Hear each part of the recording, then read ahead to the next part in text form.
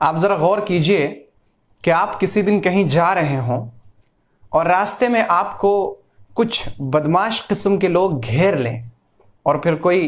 एक बड़ा मजबूत किस्म का तनुमंद शख्स आए और आपको उन बदमाशों से नजात दिलवा दे। वो उन बदमाशों को डांट कर मार कर भगा दे और आपको वो बचा ले, तो आप उसके कैसे एहसानमंद होंगे। आपका दिल बल्कि आपके जिस्म का रुआं रुआं उसका शुक्रगुजार होगा। आप हमेशा इस तलाश में रहेंगे कि मैं इसके एहसान का इसे किसी तरह से बदला दे सकूं, मैं इसके साथ अच्छा मामला कर सकूं, मैं भी इसके साथ कुछ एहसान कर सकूं। और जाहिर है कि जब कभी आपको ये मौका मिलेगा कि आप उसके साथ कुछ भी अच्छा कर सकें तो आप यकीनन इसमें पीछे नहीं हटेंगे, क्योंकि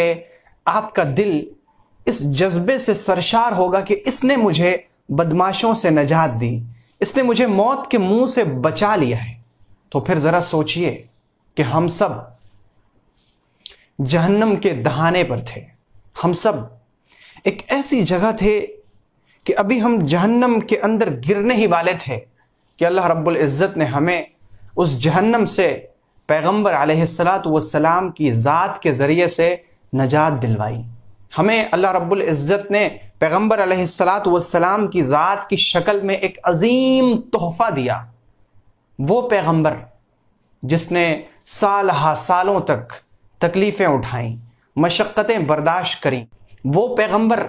जो 3 सालों तक शेब अबी तालिब में महसूर और मजबूर होकर कैदी बनकर रहा,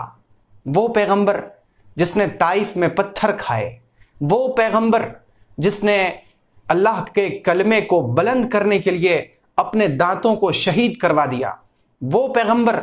जिसके हम पर अजीम एहसानात हैं, वो पैगंबर के रातों में जाकर सजदों में जाकर अल्लाह के सामने सिर्फ अपनी उम्मत पर रहम मांगता रहा, वो पैगंबर कि जब क़यामत का दिन होगा सारे अंबिया किराम, सारे अल्लाह के नेक बंदे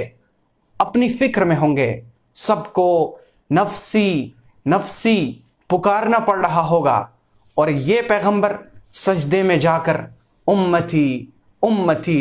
उम्मती की फरियाद कर रहा होगा। इस पैगंबर का हम पर इस कदर एहसान है कि अगर ज़िंदगी भर हमारे जिस्म का एक एक रुआं हर सेकंड में 1000 मरतबा भी उसका शुक्र अदा करे तो हम उस पैगंबर का शुक्रिया अदा नहीं कर सकते। तो इस पैगंबर का जब हम पर इस कदर एहसान है तो लाजिम है कि हम उनके एहसानमंद बने, हम उनके शुक्रगुजार बने और हम उनके एहसान का बदला तो अदा नहीं कर सकते, कतन हम उनके एक एहसान का भी बदला चुका नहीं सकते,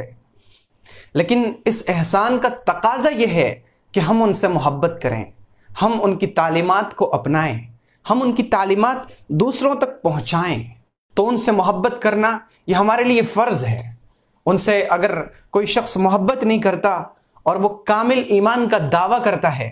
तो वो अपने दावे में बिल्कुल झूठा है। पैगंबर अलैहिस्सलाम ने फरमाया, ला युमिनु अहदुकुम हत्ता अकून अहब्ब इलैहि मिन वालिदिही व वलदिही वन्नासि अजमईन,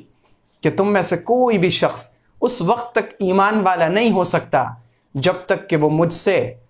अपनी औलाद से, अपने आबाओ अजदाद से और तमाम लोगों से ज़्यादा मोहब्बत ना करे। यानी उसके आबाओ अजदाद से ज़्यादा वो मुझसे मोहब्बत करे, वो अपनी औलाद से ज़्यादा मुझसे मोहब्बत करे, उसको दुनिया के तमाम लोगों में सबसे ज़्यादा महबूब मैं हूँ। तो उनसे मोहब्बत करना हमारे लिए फ़र्ज़ है और उनसे मोहब्बत की एक सूरत यह है कि हम उन पर दरूद भेजा करें, हम उन पर सलाम पेश किया करें। अल्लाह ताला ने कुरान पाक में ईमान वालों को हुक्म दिया है कि ए ईमान वालों, तुम पैगंबर पर मोहम्मद सल्लल्लाहु अलैहि वसल्लम की ज़ात पर दरूद और सलाम भेजा करो।